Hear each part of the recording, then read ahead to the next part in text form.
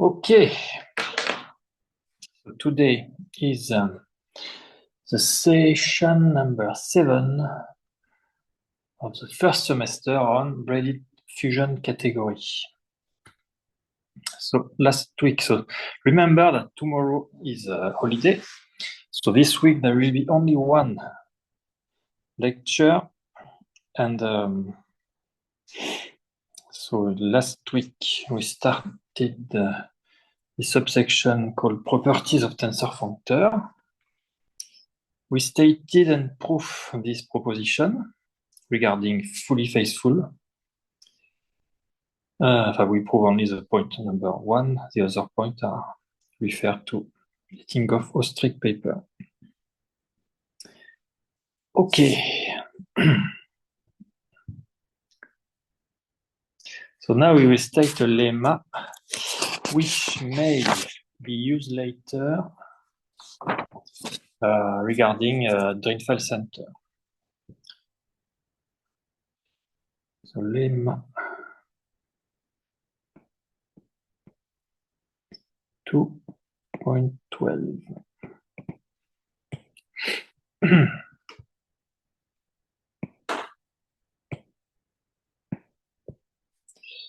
So you take a fusion category and you take two fusion subcategories.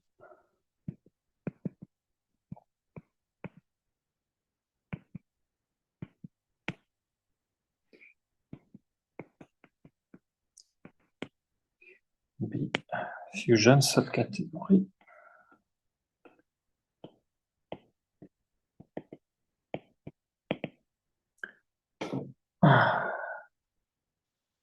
And we will consider, so we have two fusion subcategories. So we will consider their Deligne tensor product. So we will make a functor. So we make the Deligne tensor product of D1 and D2. And we make a functor such that the restriction on Di on D1 or on D2 is just the embedding. And we will see that this functor is fully faithful if and only if the intersection of the two subcategories is trivial. So consider the tensor functor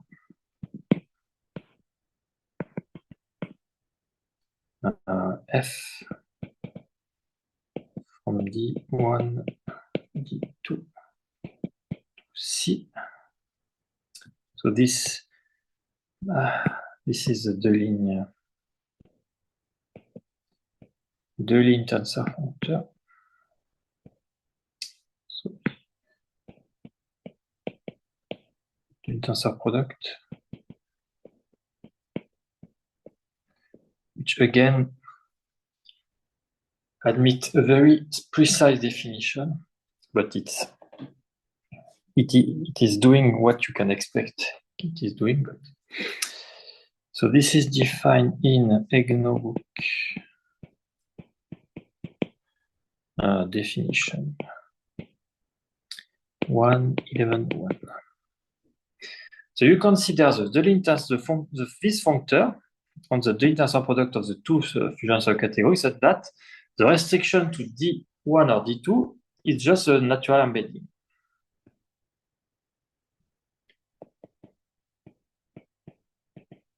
Where the restriction DI the natural embedding DI C. I equal 1, 2. So why? I am saying that it is related to Drinfeld center. So let me finish the sentence. Then F is fully faithful if and only if D1 intersection D2 is equal to break. So in what sense? Oh, in here, let me write. So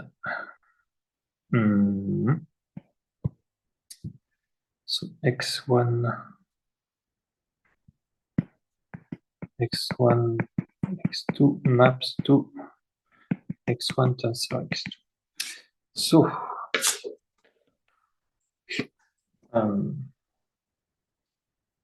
so in EGNO book, there is a notion of factorizable braided category.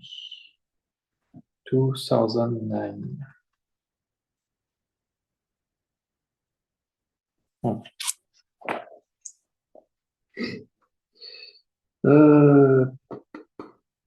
Factorizable. The braided fusion category is called factorizable if the functor 818 is an equivalence. So you have, okay, so let me just motivate this lemma a bit regarding the notion of factorizable braided tensor category. In particular, the Drinfeld center of a tensor category is always factorizable. So you have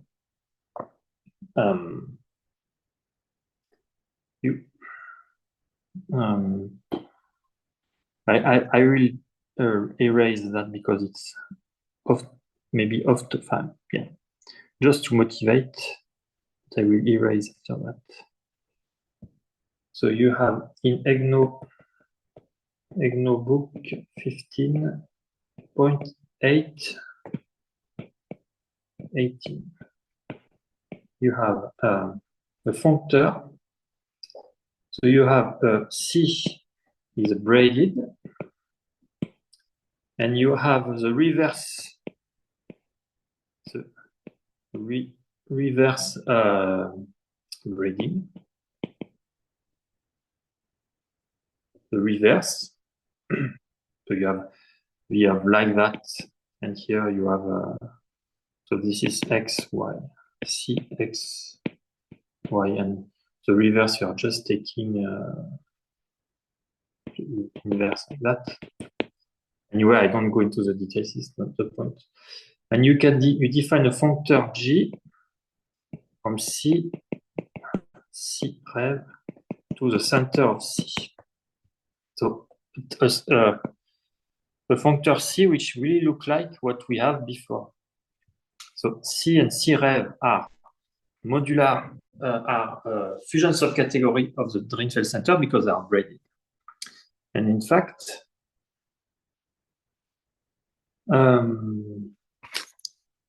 so this is so the category C is called factorizable if and if G is an equivalence. Okay. And example, C is tensor category, imply center of C is factorizable, etc. So you see, here you have fully faithful, and here we are talking about equivalence. So this lemma may be motivated by something regarding factorizable and Drinfeld center later. But let me erase everything here because it may be confusing. At least I can just mention just the reference. So it was 18.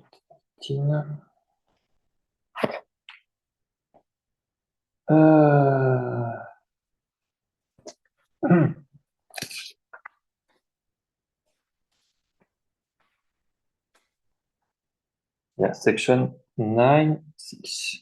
So for motivation. To motivate this lemma, see EGNO section 8.6 called factorizable braided tensor category.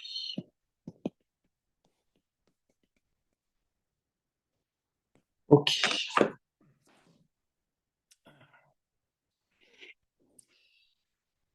Okay, so proof.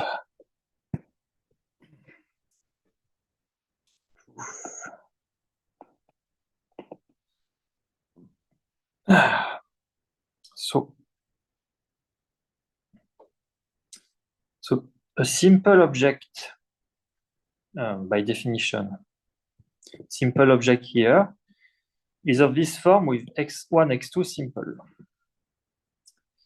So let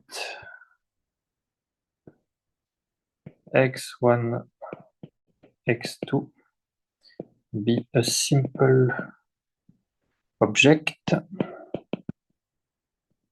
in D1 de l'intensor product D2. Then,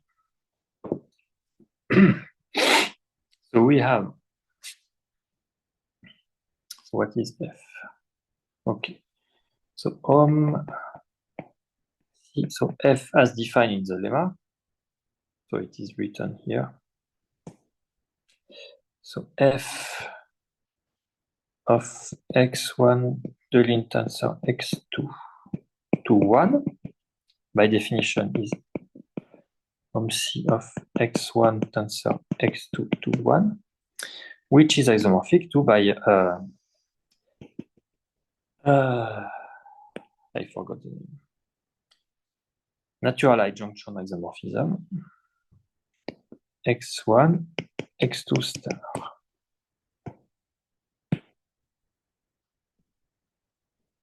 Natural adjunction isomorphism.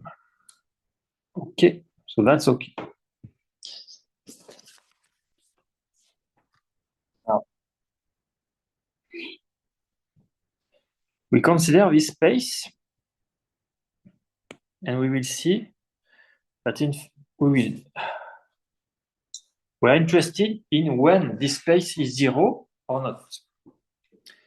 So let's write the straightforward observation, and we write a star like that because we will mention this star soon, later. So this space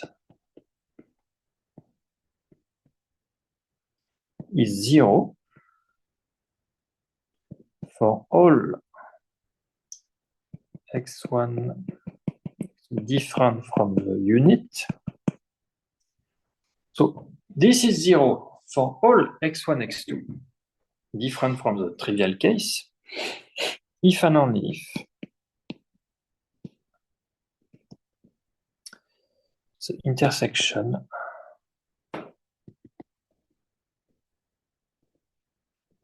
D1, D2 is trivial. That's okay.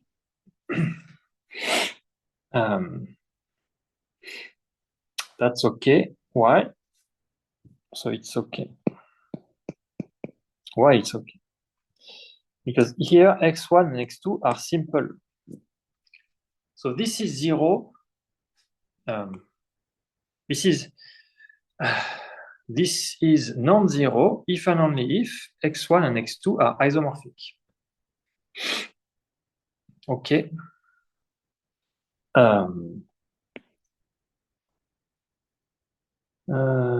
So this space is 0 for all. So this to be 0, we need x1 and x2 star to be, so this is non-zero if x1 is isomorphic to x2 star. So this is non-zero if and only if, this is 0 if and only if x2 is not the dual of x1, but they are simple. So if this is 0, so of course, if x1 equals x2 equals the unit, this is obviously non-zero. But if you want this to be non-zero otherwise, we need x2 to never be isomorphic to x1. Yeah. We need x2 star never isomorphic to x1, but d1 and d2 are stable by the dual. So we need x1 different from x2. So in particular, we need the trivial intersection. So I have a little doubt regarding if and only if, because one way is trivial, as I said, but the other way, if D1 and D2 are of trivial intersection, but you may have two copies of the same simple object, but not. So you can have one simple object here and one simple object here, which are isomorphic, but not equal.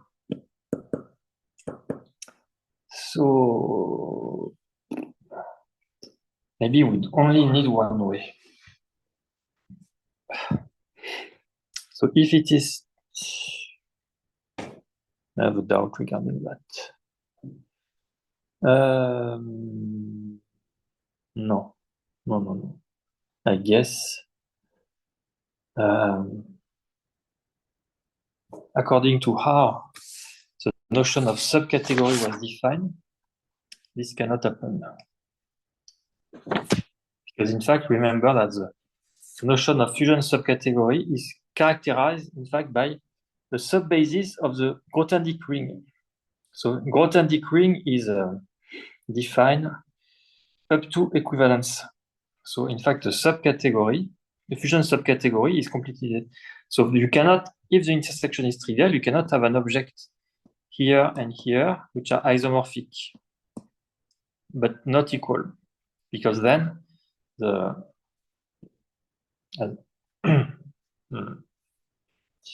they may share an object in the Grothendieck ring, so the intersection, a non-trivial object in the Grothendieck, so the intersection cannot be trivial.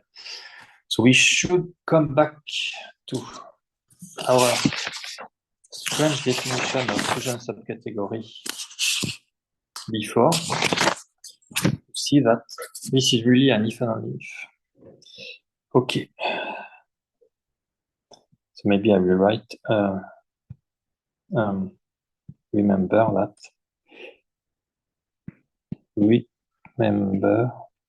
that a fusion subcategory is completely determined by a subset of the basis of the Grothendieck ring.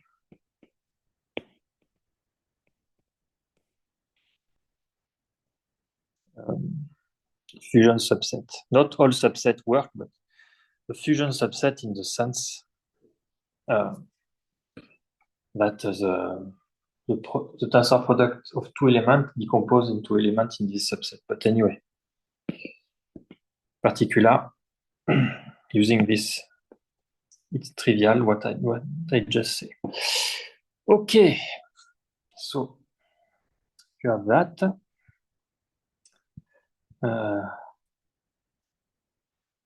So the result follow by the previous proposition, point 1. So I will explain why. The result follow, and then follow from proposition 211I. So let me come back to 211.1, which is this one. So fully faithful, if and only if the map. So we will use that. Fully faithful, if and only if we have this map, which is an isomorphism. Okay.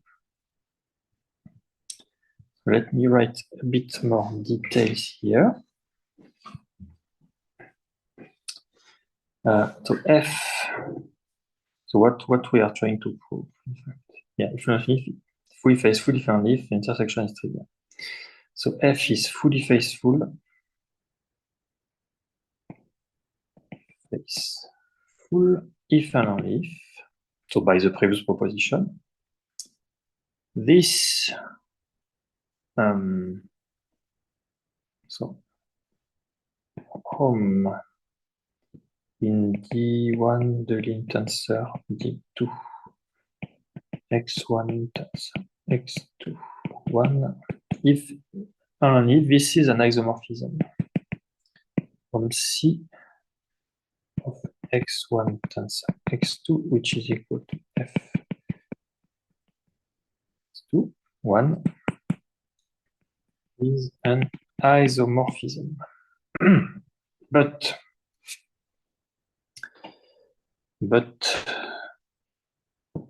x1 tensor x2 is simple, so this home space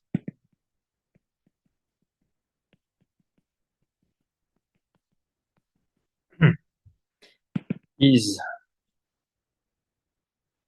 the field if x1 tensor x2 is trivial, because it's a simple object, so you have the Schur lemma which apply.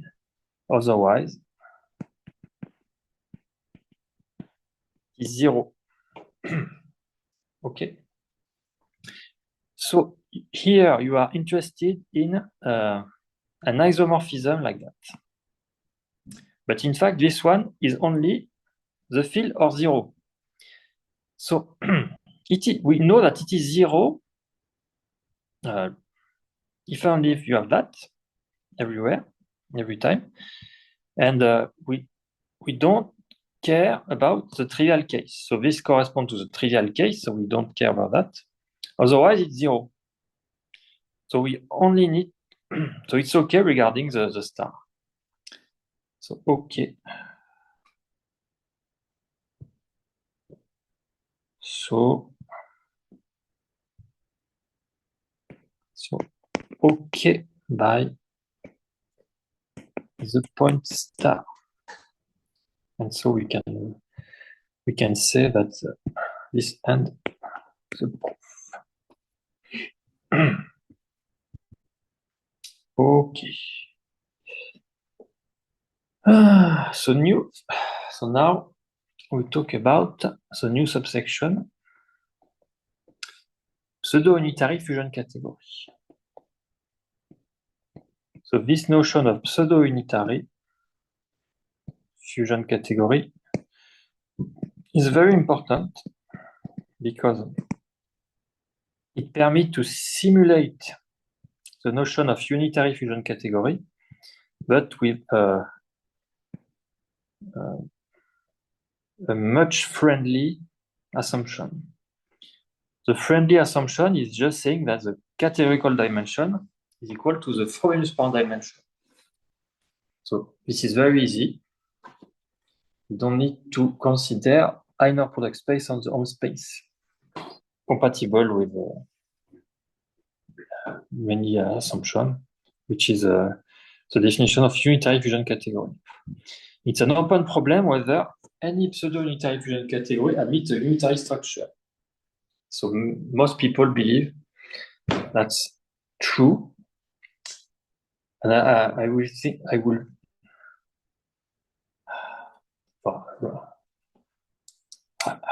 will say it's true. That's why in tensor category theory, people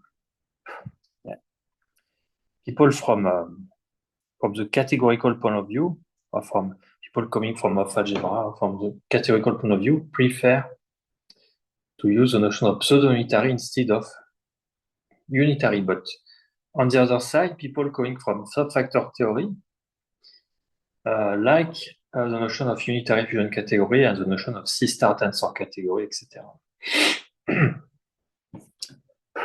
So you have two groups of people coming from two different directions, one from subfactor theory, one from of algebra. Anyway, so this conjecture is still open. You have a list of conjecture in this topic which look very easy to state. Which look very easy, but nobody has one idea how to do that. So pseudo-unitary implies existence of unitary structure. This is open. Always existence of pivotal structure, always existence of spherical structure. This is open. What is not open, what was solved recently is the existence of a fusion category, which is not Grothendieck equivalent to a pseudo-unitary fusion category. So when you can take the fusion category. If you take a unitary fusion category, you can apply some Galois conjugation, and what you get is not pseudo-unitary. So making a non-pseudo-unitary fusion category is straightforward. You just have to apply the Galois automorphism to a unitary fusion category. But what is not straightforward, so the application of Galois automorphism shares the same fusion ring. So what is not straightforward is to get a fusion category which is not Grothendieck equivalent to a pseudo-unitary one. And that was done by Andrew Shapiro a few years ago, and he found a modular fusion category of rank 6. Yes. So this notion of pseudo-unitary fusion category is very important. Because as I said, up to this conjecture, this is equivalent to unitary fusion category, which are all the category coming from all the fusion category coming from finite index, finite depth subfactor. You need finite depth also. Otherwise, it's not a fusion category, it's just a tensor category, because if you don't have finite depth, infinite depth, you have infinitely many simple objects of isomorphism. Okay, so I hope you are sufficiently motivated now. So let's see. Be a fusion category. And let phi. Remember, we defined this ring, the ring of cyclotomic real. So this strange notation like that, instead of just writing like that, for example, is that because we may not be, the field may not be C. For example, it can be CP, so the field of periodic number, or any field of I don't know, a function of a polynomial or something, which you can still get a field of characteristic 0 algebraically closed, which is not of this form. So the definition we give last week. So what we are doing is work for all algebraically closed field of characteristic 0. Of course, you can think about that, but you can have plenty of other, for example, this one, or the field of, I don't know how to denote that, of field of polynomial closed by some algebraically closed, etc. Of rational, yeah. Anyway, so you have many other fields, so that's why you have this notation. But for our main interest, you can think about the complex field. Okay, so now you still have you consider a field embedding. So from this cyclotomic real to explicitly real. So be a field embedding. Yeah, in fact, the other problem is that when you consider so the element here, why you need a field, even if you are in C, yeah, it makes no sense to say you are in C. How to say? When you consider an element here, for example, when you consider the root of this equation, so you can have plus or minus square root of 2. This kind, when you are at the field level, you don't choose plus or minus root 2. You just consider the field generated corresponding to this equation. So you have some quotient. Anyway. So here you have a field, but you don't specify which root, plus or minus root 2. But via this kind of field embedding, you can, I will choose square root of 2, or I will choose minus square root of 2. Or you can generalize that to you have the fusion ring, you have the fusion matrix, and you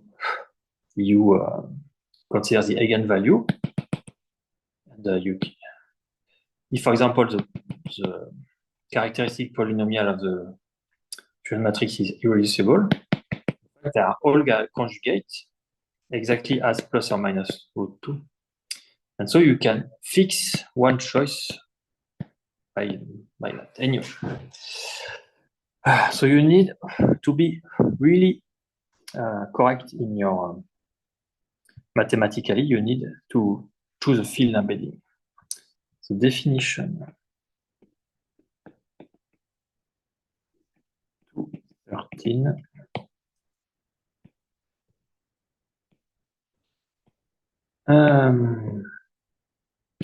So C is called phi pseudo-unitary. Pseudo-unitary if so phi of categorical dimension of C is equal to the Frobenius parent dimension of C.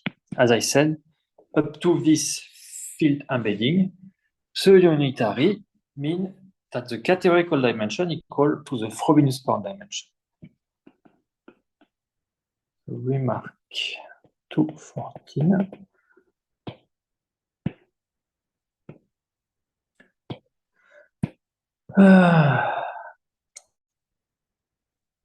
Okay, so now we will compare.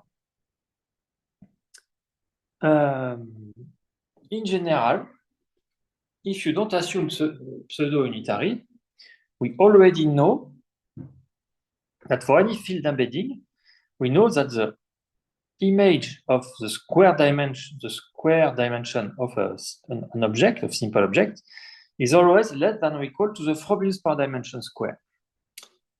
In particular, it implies that the image of the categorical dimension is always less than or equal to the Frobenius parent dimension. So, by positivity, if it is phi pseudo-unitary, then the image of the square dimension is always equal to the square of the Frobenius parent dimension. So, according to Ettinghoff-Nishio-Strick paper in Annals of Math, proposition 821, for any field embedding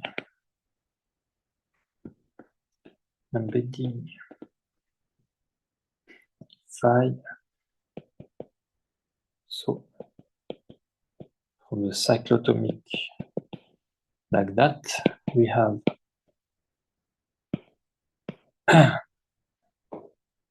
the image of the square dimension of the simple object is always less than or equal to the square of the Frobenius parent dimension for all simple objects. Then, thus, the image of the categorical dimension is less than or equal to the Frobenius parent dimension for obvious reason. So, let's call that 8, maybe use later.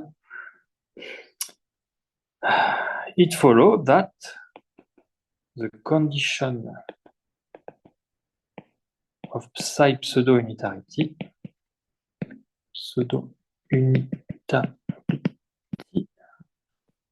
ensure equality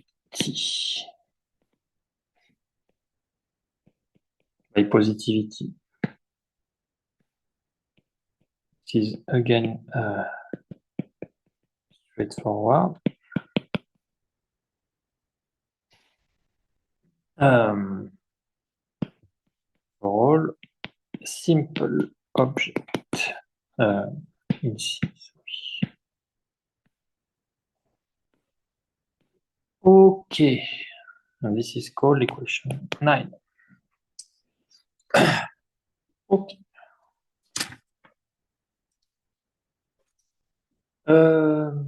But note that I will write, be careful. Be careful.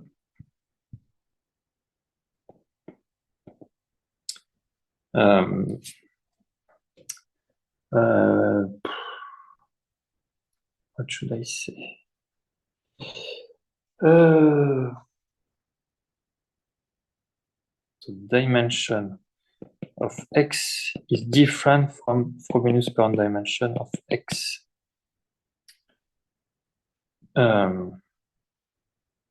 But this, because this, so let me write it this way. In the pivotal case,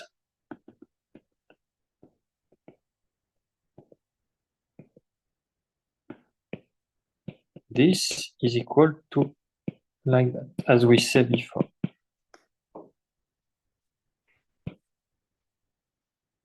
And, but,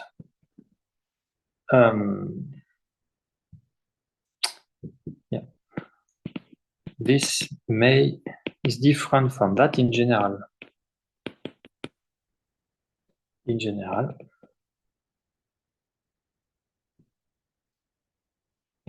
they may be phase. So dimension of X is equal to some phase Frobenius Perron dimension. Root of unity. Phase is the same as the root of unity. Phase is more general because when you say root of unity, you assume that this is of finite order. So I guess for a fusion category, this is always of finite order, but anyway, we don't care about that. Just saying that in general, it's not equal, but you may have some phase. Root of unity. Okay.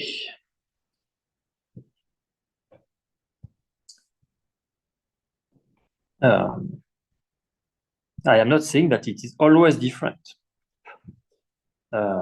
It may be different in general, but I'm not saying that it's always different. You may have a phase. The phase can be trivial, but if, for example, you have a unitary fusion category, then the phase is always trivial here.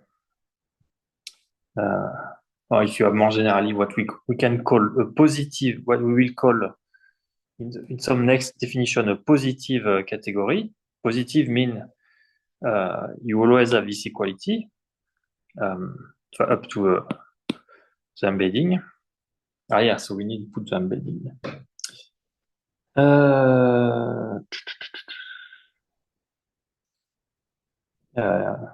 I don't like this embedding, but write it this way.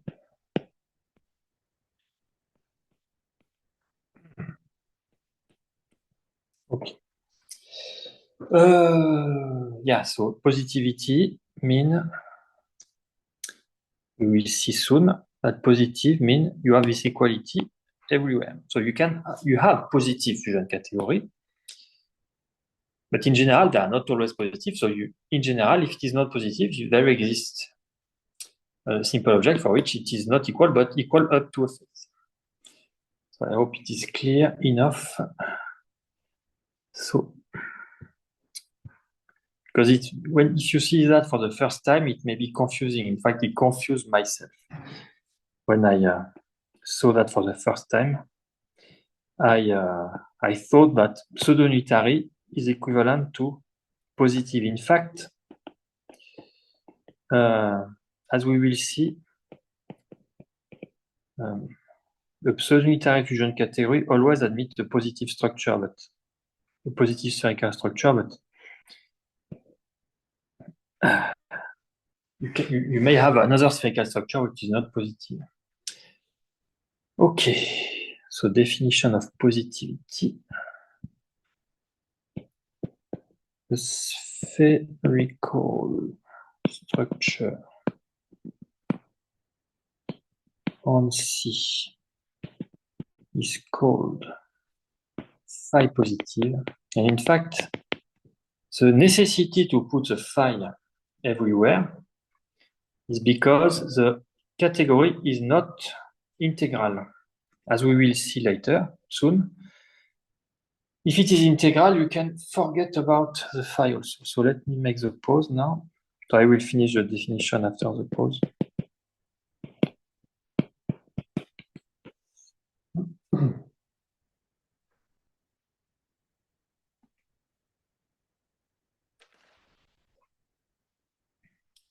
Okay.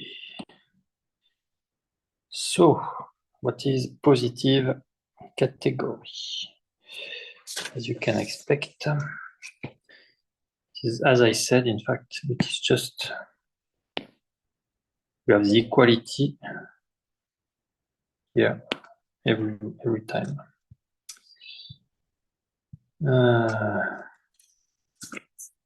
So it is written this way in the paper. If the associated homomorphism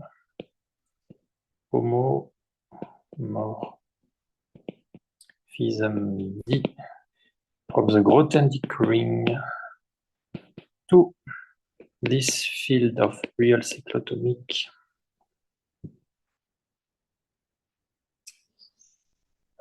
satisfy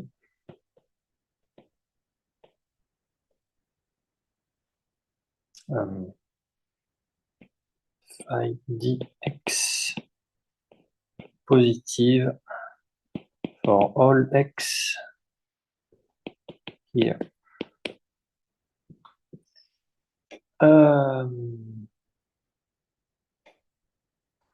Yeah, and we will talk about Frobenius per dimension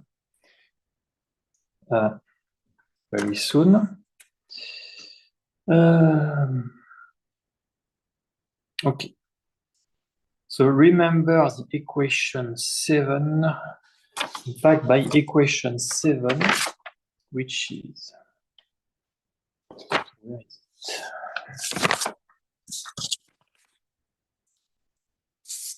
by equation 7, if a positive structure exists, is unique. Okay.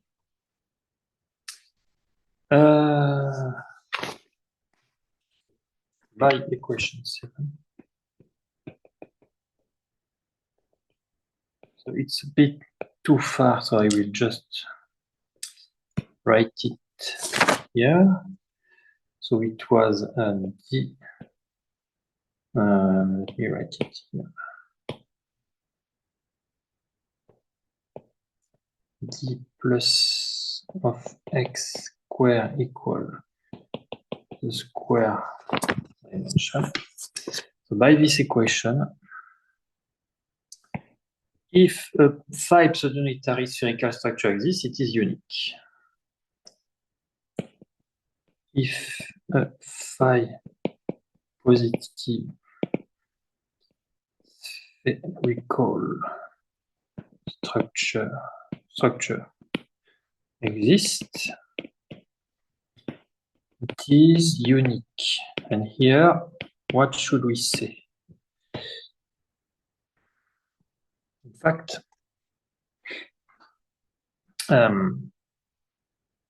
we should say because, as we said before, D completely determine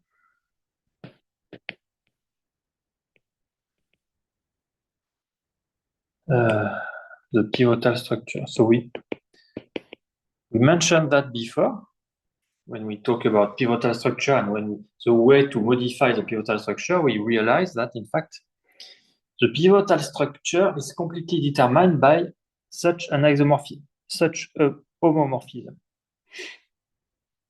Okay, so this is enough to deduce that the spherical structure is unique if it exists.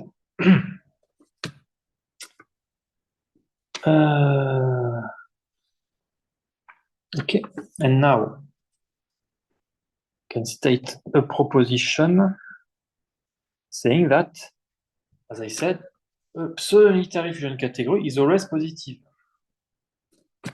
up to the phi. So let me write with the phi proposition. 216.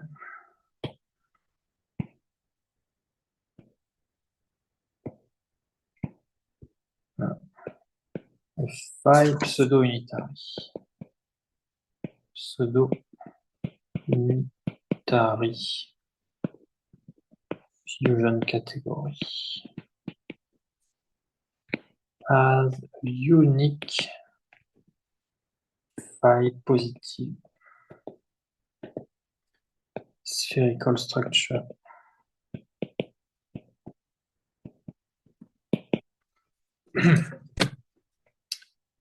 Yeah. So we will not prove that here again. The goal of this course is not to give a self-contained course from the beginning. There are many. The main goal of this course is to define the notion of core and condensation, etc. To extract the part of a braided fusion category which do not come from group theory. It is the main goal of this course. And we are following this paper. So this result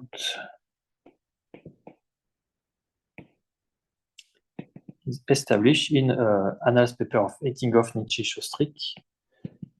Established in 2005, proposition 823, and you can for sure find it in EGNO book. Moreover, by equation 7 and 9, so 7 we already recall, and 9 is just there. So 9 is here. 9. So this one. We get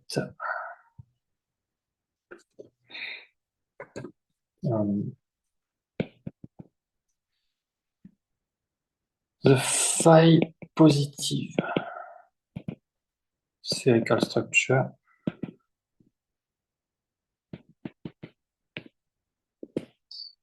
in phi pseudo-unitary. The phi pseudo-unitary fusion category si satisfy, as I said, thing like that.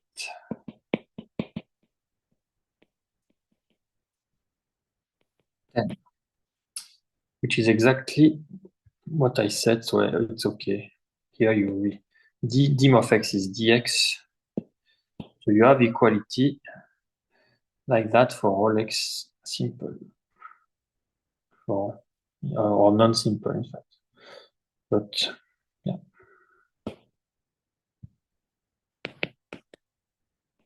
For all x in C. Okay.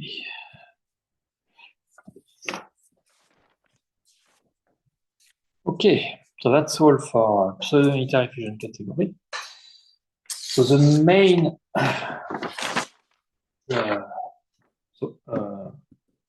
most of the fusion category we know are pseudo-unitary, but some, as I said, it's quite rare, but you can have some. Yeah, if you take a Galois action, you can get a lot of non-pseudo-unitary, but up to Grothendieck equivalence. Most of the category we know are pseudo-unitary up to Grothendieck equivalence. But some rare are not. But what we know for sure is that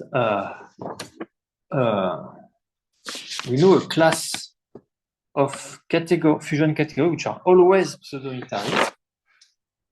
And this is a class of weakly integral fusion category, which is a weak version of the class of integral fusion category. For example, all the finite dimensional, if you have a finite group and you take the category of finite dimensional representation, this is always an integral fusion category. The dimension of all the simple objects are given by the dimension, the field dimension of the representation, so it's always an integer. So all the fusion category we know in the classical sense, coming from finite group theory, they are always integral. And in fact, more generally, the representation category of a finite dimensional Hopf algebra is always integral. And but the converse is not true, as we will mention but not prove here because it will be completely out of the subject.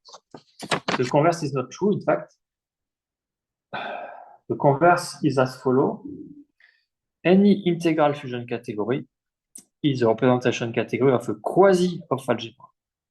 And there is a reconstruction theorem we will briefly recall soon. So integral fusion category correspond to, so if you have fusion, then it's quasi-Hopf algebra, semi-simple. If it is not fusion, so integral tensor, that's what I said, quasi-Hopf. Anyway, so that's why now we are talking about integral and weakly integral fusion category.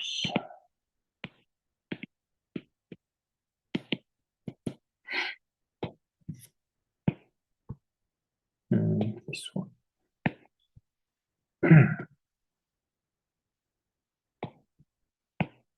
So this is very, very important. And in fact, this is specifically important to me because one component of my research topic is to classify integral fusion category. I wrote several papers on classification, and I am writing also new paper. One of them is classification of integral fusion category up to rank 5. This is new. It's not known a priori. And what you can classify beyond the rank 5. So we have a full classification up to rank 5 and some partial classification for rank 6, 7, etc. If you assume it is odd dimensional or non-commutative, or if you assume it is one Frobenius, which means that the dimension of the simple object divides the global dimension, etc. You have many such assumptions allowing you to get some extra result, but just in general, in our new paper, which is not yet on arXiv, we provide a classification up to rank 5. Okay, integral. So definition. Otherwise, I am also, what I am the most interested in, not just classification of integral in general, but the classification of integral simple fusion category.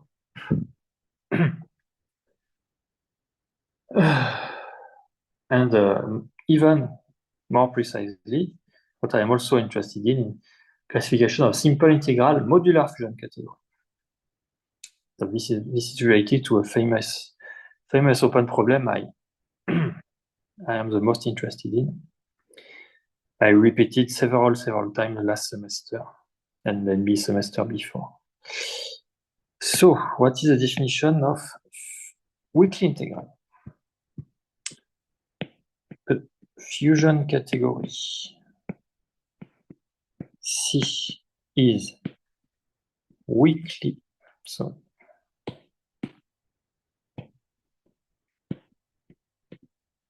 weakly integral if the Frobenius parent dimension of C is an integer. So that's easy. Okay.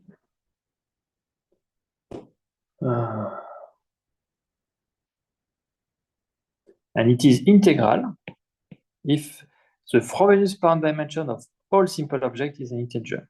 So be careful. Weakly integral is strictly weaker than integral.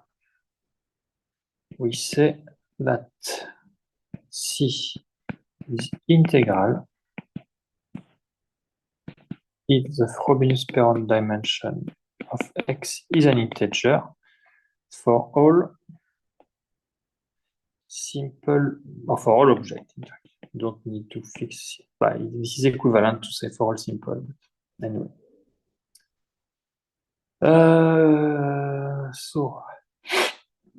So be careful.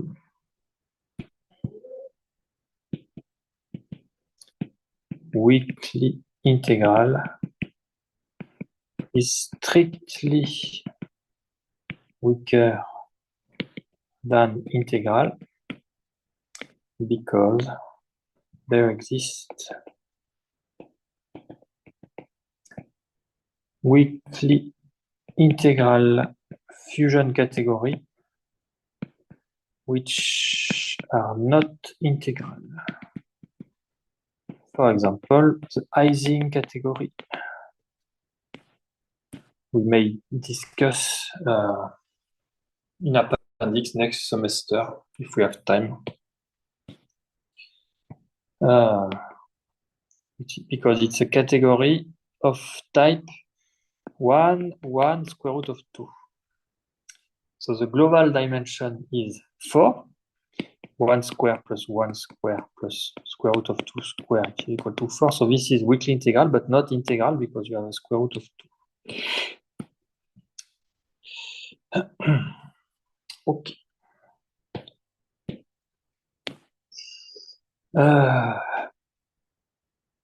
But this notion of weakly integral fusion category is not so interesting from my point of view of people interested in the simple case. Because a simple weakly integral fusion category is always integral. As we will see, the reason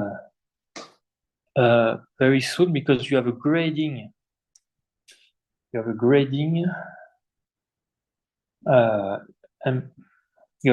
So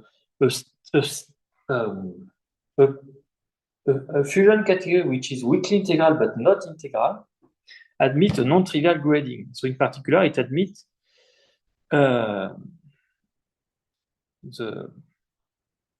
neutral component, which is a proper fusion subcategory, a non-trivial proper fusion subcategory, so the category cannot be simple. So if you are interested in simple integral fusion category, in fact, you don't need to care about weakly integral. a priori. After that, you can still make some construction. For example, yesterday we had a very nice talk by Xin Chang, who was able to make a model of a simple fusion category from near group category by considering the Drinfeld center of a near group. The near group is far from being simple.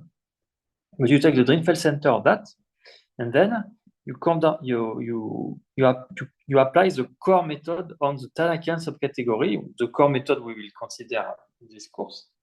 And what you get at the end is a simple fusion category. So you started from a category which is far from being simple because it's near group. Near group is very non-simple. You apply the Drinfeld center, then you condensate the Tanakian subcategory, which is, and what you get is a simple fusion category. So you started for something non-simple and you get something simple, non-trivial. But it is not an integral. It is not integral. Unfortunately, this method cannot produce simple integral, but at least it can produce simple non-integral. So even if you are just interested in simple fusion category, you may need to care about non-simple category. But in the integral case, it's not clear. Okay, so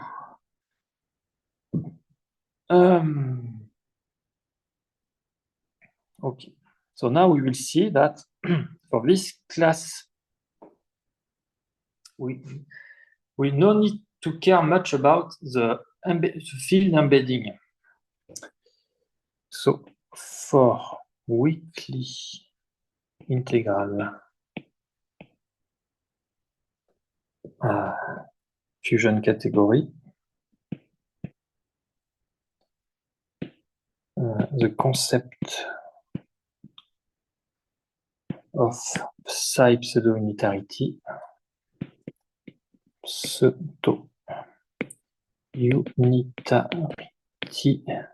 does not depend on the choice of the field embedding.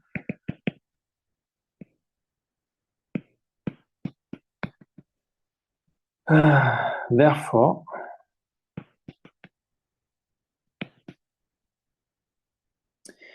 we simply use the term pseudo-unitary instead.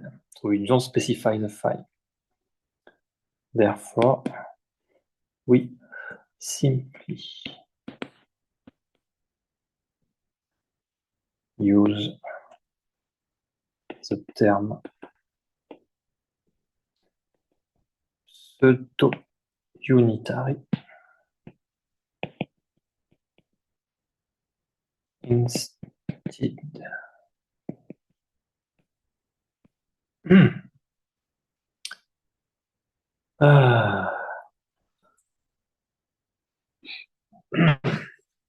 In fact, in this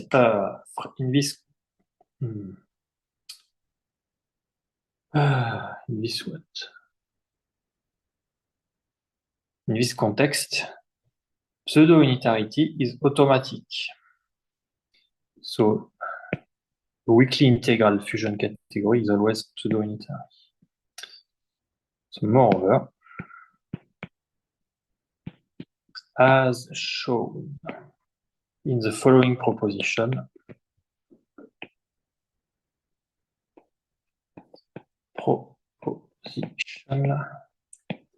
pseudo-unitarity in this context is automatic. Pseudo-unitarity in this context is automatic.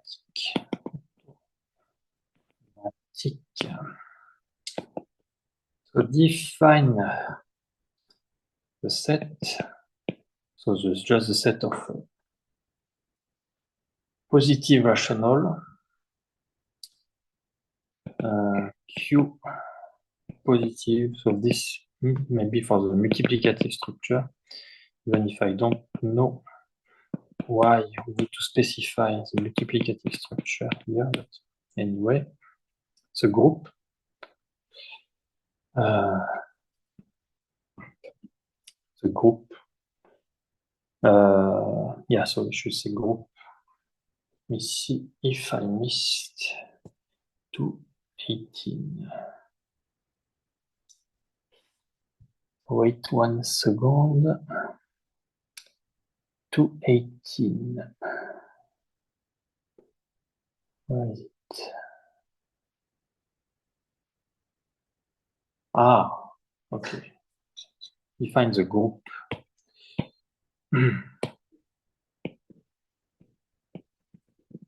We need the group because we will consider quotient, etc.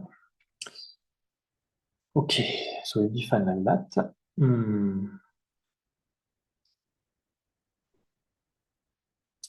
So we have this group, proposition. Proposition 218, which will involve this group.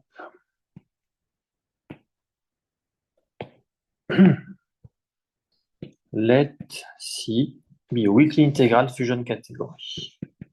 Be a weakly integral fusion category. Then, point 1. It is pseudo-unitary. Is pseudo-unitary, which means, so remember, we don't need to care about the field embedding now, which means that. Second point.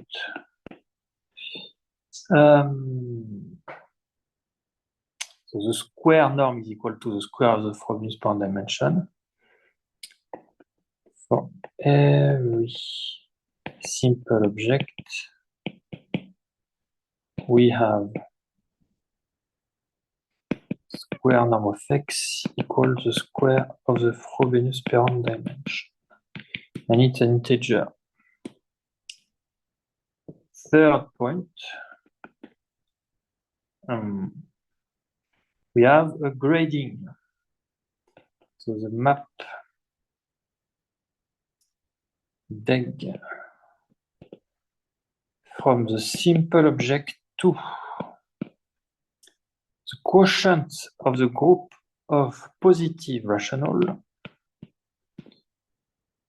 by the group of normal subgroup, it's abelian, so every subgroup is normal, of positive rational square. So every rational which is a square. It's not a Cartesian product here, it's just the square. Which means, be careful, group of positive rational number p square q square, like that, p q square. It's not a direct product. It's really the square. The square here involve the product of the group. So this is not this time this. This is not that. Okay. So you have this. You have a map like that. We will discuss. So this is defined as follow. Defined by X, so the simple object map to the image of Frobenius point dimension of X square in the quotient. In this quotient.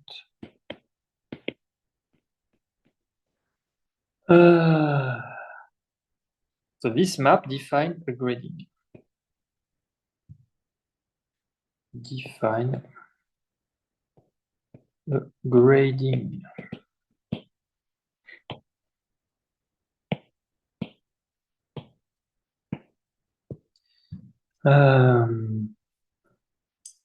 Okay. So, what is immediate to observe here is that this, if you are in the integral case, this is always a square of a rational, of an integer, in fact. So if you are in integral case, this is always here. So in the integral case, this grading is always trivial. This grading is only interested when it is weakly integral but not integral. So not that it is trivial grading in the integral case.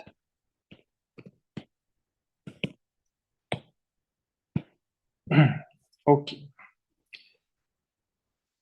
There's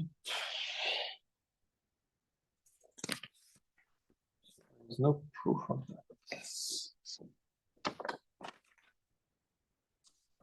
What?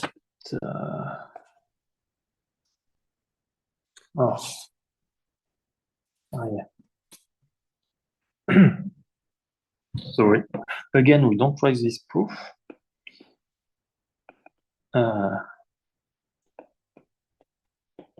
This result follow from no. So Ettinghoff-Nishi-Shostri-Canals paper, proposition 824, 827, and Gelaki-Nikšić, 2008, theorem 310. Okay. As I said, the goal of this course is not to prove everything. Known before this paper, the goal of this course is to prove what is new in this paper. This paper is a research paper, so usually in research paper they don't provide proof of known result unless there is a kind of interest, or unless it is not so, it is very short, or unless you have a new proof, or unless you have some new notation, I don't know, etc. Or you want to be more or less self-contained. But this paper, you have kind of self-containedness, but not for every result. What they are interested in reproving is, in fact, they generalize some result from, as we mentioned several times in the introduction, without assuming spherical structure. So from premodular to graded, from non-degenerated, so modular to non-degenerated, etc. etc. So in this case, you have something new, more general, that provides complete proof. Okay, so remark 219.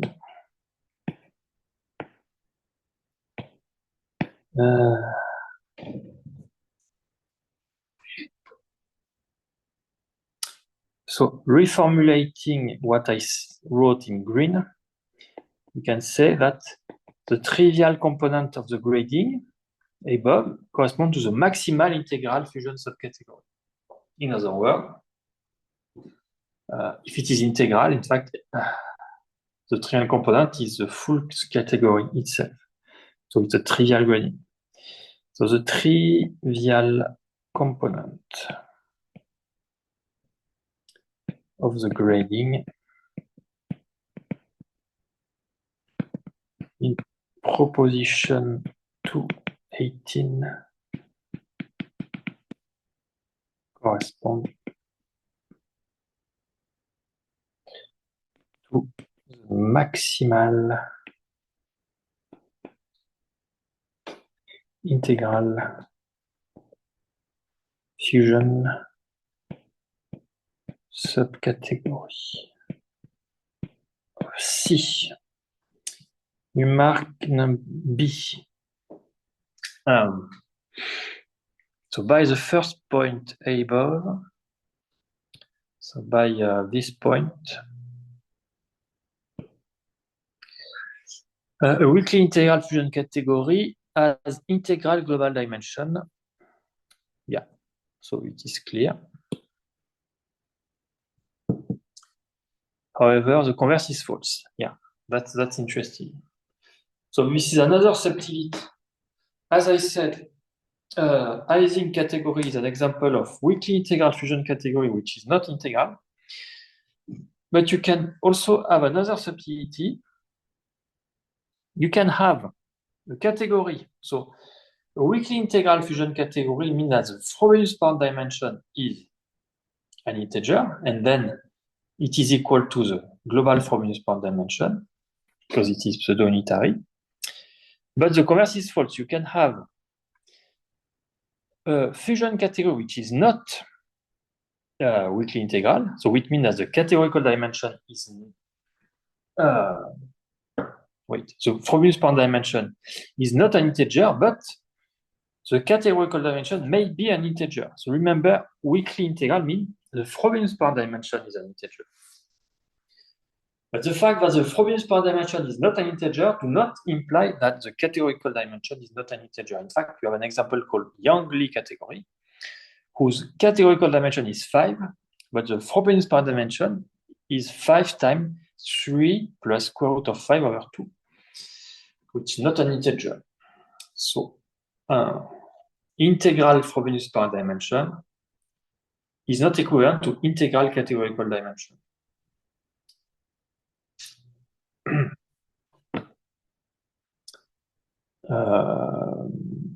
Yeah. So by proposition, so the previous proposition 218, but point number 1, a weakly integral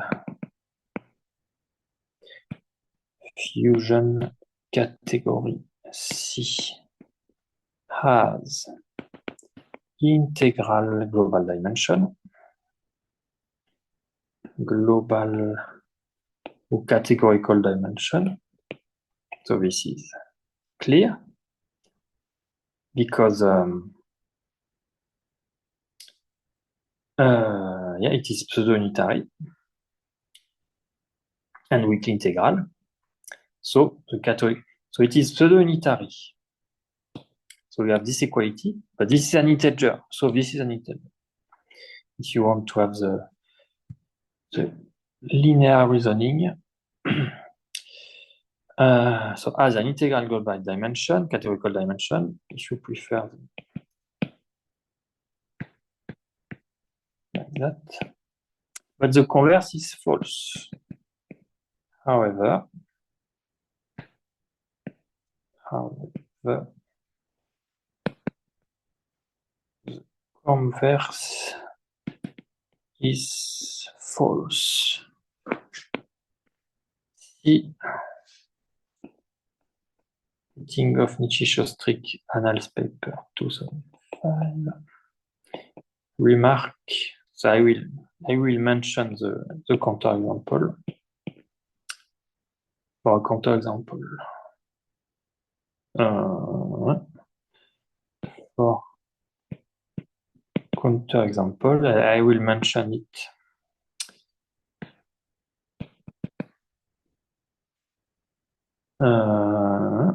So the counterexample is as follow. So Yang Li category is global dimension is equal to 5, but its Frobenius parent dimension is equal to 5, 3 plus square root of 5 over 2.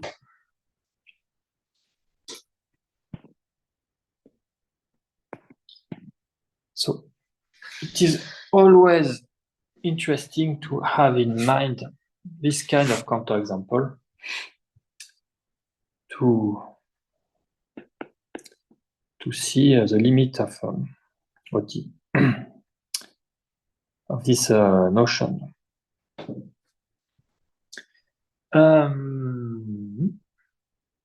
Finally, the Ising category, as I mentioned before, is weakly integral but not integral. Ising fusion category. So as it will, it is Appendix B of the paper we may see next semester, but I'm not sure. Is weakly integral, but not integral. And as I already wrote before, but let me repeat it here. I forgot that I wrote that in my notes. Frobenius per dimension of C is 4, but the Frobenius per dimension of X is 1 square root of 2. Yeah. So when I write this way, I mean that you have a simple object of Frobenius per dimension 1, another of Frobenius per dimension 1, and a third of Frobenius per dimension square root of 2. So it's an abuse of notation. The Frobenius per dimension of X is not equal to a list. It's just an abuse of notation to say, so as you can see, it is usual. It's a usual notation. Okay, so for the last 4 minutes,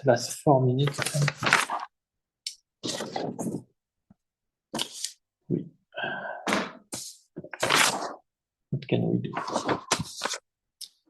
A corollary and a short proof.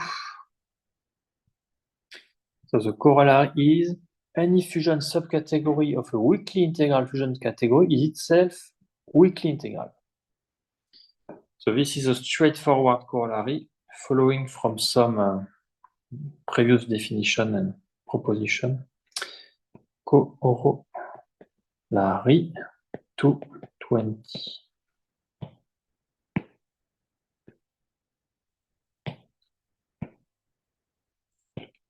Any fusion subcategory of a weakly integral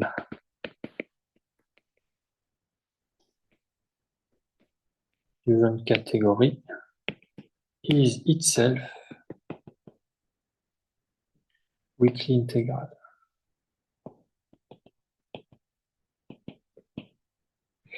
Proof. So this follows from definition 2.17 and proposition, the previous proposition, the point number I. So this follows immediately from definition 217 and proposition 218, point number 1. So let me come back to that. So definition 217 is the definition of weakly integral. Okay, so the Frobenius per dimension of the category is an integer. And the first point here is pseudo-unitary. So why this is enough?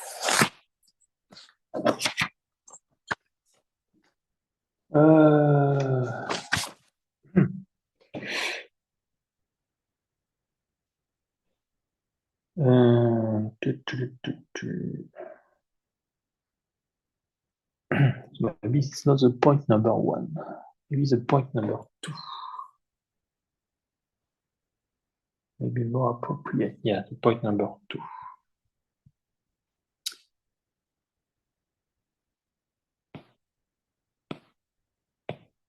With the point number 2, it's immediate because we know that the square norm is an integer of every simple object, but the fusion subcategory is completely determined by the subset of the set of the basis of the Grothendieck ring. So you have a subset and the Fourier power dimension of the subcategory is just the sum of the square norm for the subset, but they are still an integer, so trivially it's an integer. So fusion subcategory of a weakly integral is a weakly integral. And that's all for today. So remember, no class tomorrow because it's holiday. So see you next week. And I lost my mouse. Where is it? Okay.